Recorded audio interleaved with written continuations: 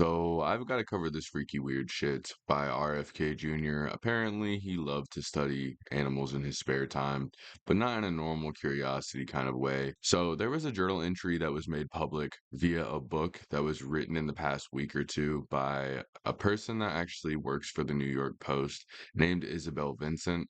The book's called RFK Jr. The Rise and Fall. The journal entry was RFK Jr. himself recounting a situation where he basically pulled over on the side of the road because he saw himself a juicy raccoon penis, and he decided that he had to stop there and cut it off while his family waited in the car in order for him to take it home and study it later, which sounds very suspicious in my opinion. I don't know if I can trust him. And apparently, this isn't the only time that he's done something like this. This is probably just the most bizarre, which is honestly pretty nuts because the other ones are weird too. RFK Jr. stated in the journal entry that he was standing in front of his parked car on I-684, cutting the penis out of a road-killed raccoon, thinking about how weird some of my family members have turned out to be. Not really thinking about how weird he's turned out to be, but how weird his family members have turned out to be, apparently. And to give you guys some context, this quote, when he's saying how weird some of his other family members have turned out, it's apparently coming off the back end of a rocky relationship he had with his brother, as well as a cousin named Bobby Shriver, and his brother's name is Douglas Kennedy. And apparently, this isn't the only incident of him doing something very strange like this. It looks like he has a history of collecting animal parts and carcasses. The most recently revealed was the raccoon's penis, though. It looks like even his daughter, whose name is Kit Kennedy, recalled in a 2012 interview with a magazine called Town and Country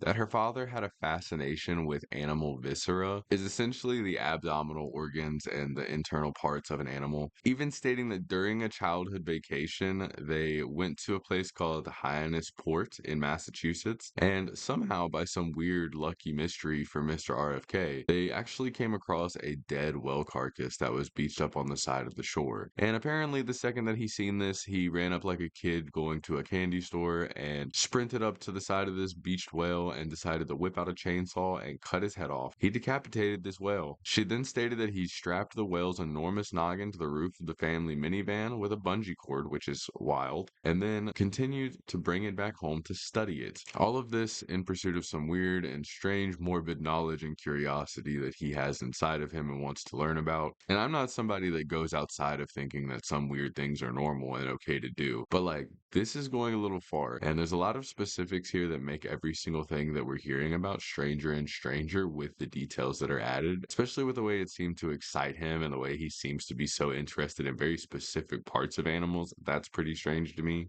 But his daughter basically said that they had to keep plastic bags over their head with holes cut out, and that the people on the highway were giving them the finger, but for them it was just a normal day. And apparently RFK actually admitted in a New Yorker magazine video back in like 2024 that he had actually went and dumped a dead bear cub in Central Park, New York, after a botched attempt to skin it. He basically took a botched up half-skinned dead bear cub and put it in the middle of Central Park. Let me also just say, if anybody else was found to have done something like that, I do feel like they would have gotten in trouble, which he obviously did not. And this is probably something that everybody around him that he tells just kind of laughs it off and thinks is weird later on.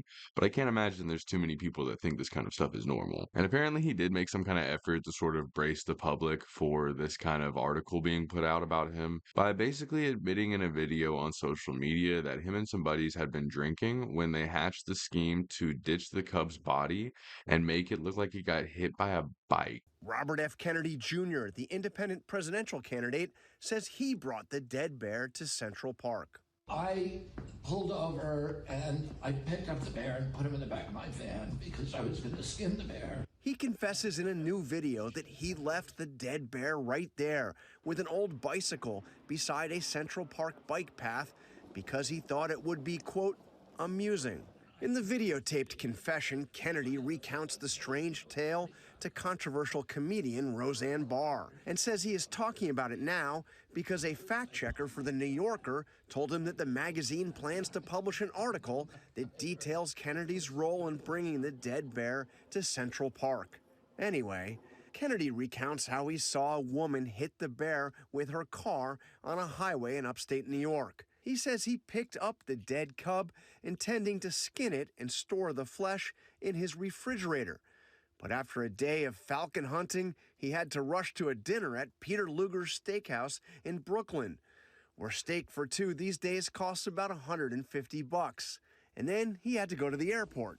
I wasn't drinking, of course, but people were drinking with me who thought this was a good idea. I said, let's go put the bear in Central Park and we'll make it look like he got hit by a bike. In the new video, he says he was shocked to discover how much attention the discovery of the dead bear with the bicycle got the next day. I was worried because my prints were all over that bike.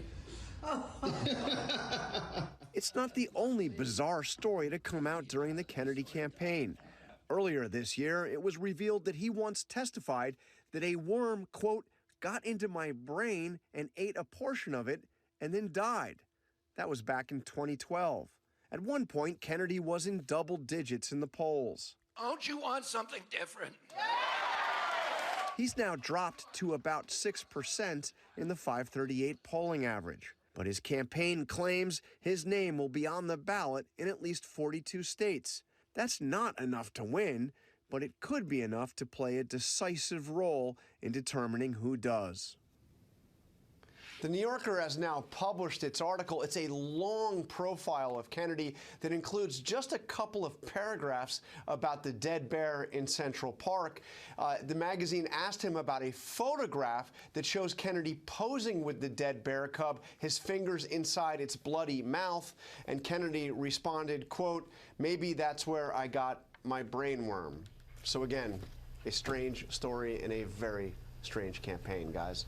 Head scratcher. It really is very, very weird. Okay, John, thanks very much. Which I don't think he realizes. I don't think that this would happen, but like a bicycle accident isn't going to kill a baby bear, I don't think. And I don't think it's going to make it be half skinned either. But he maybe wasn't thinking about that in the same way that I am or that you would be. Because I think if he was, he probably wouldn't be in the situation where he's dropping off a dead baby bear in the middle of Central Park anyway, because that's just pretty fucking weird, honestly. But I wanted to talk to you guys about this freaky weird shit that I had come across regarding RFK Jr., who, by the way, is the head of the Make America Healthy Again organization. But that's pretty much all I have today for the story, guys. I hope you guys enjoyed this video. I know it was kind of wacky and strange, but if you think about it, it's also pretty dark. So let me know what you guys thought, and I will catch you guys in the next video I post.